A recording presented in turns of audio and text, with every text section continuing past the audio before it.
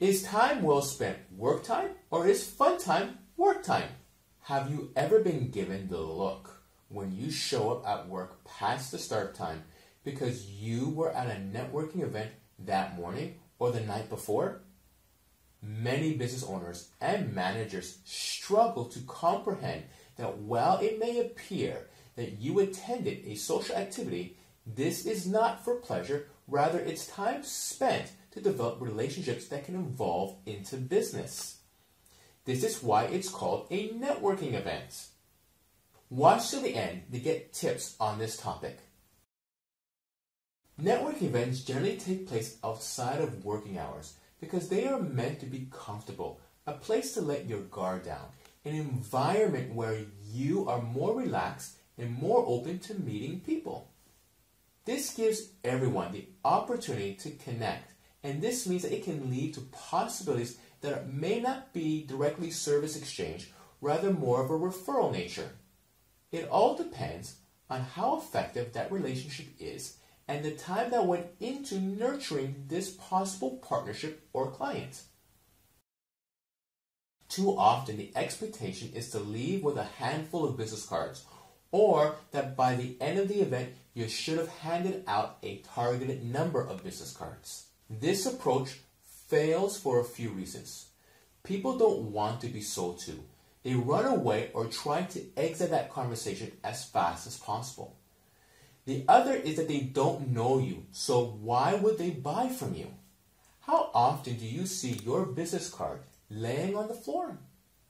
How often do you get a very cold brush-off response, if one at all, the next day when you are trying to follow up on the cards you collected? Business owners and managers look at the lack of turnover from the business cards collected, connections made, and say networking doesn't work. Then they criticize your underperformance because you can't generate new leads. Business owners and managers need to realize that business development requires time to create a rapport and then to nurture it. This doesn't happen overnight, and yes, there does need to be a level of metrics to gauge the outcome achieved. Are you finding this informative? Then you will find retrace your steps and identify your connections. Just as useful, you can find the link here. Showing up is not a strategy. You need to apply ample research on the event and who's attending the event. This way you know who you want to target. Create objectives of how you will develop rapport. What metrics will you apply to determine if you can take that relationship to the next stage or not? What is your plan for a follow-up, and when will be the right time to offer services? When creating your benchmarks, it will be a good exercise to include your manager or business owner in the conversation, so together as a team you can develop tools, actions, and language to use when measuring if that relationship has reached the desired stage.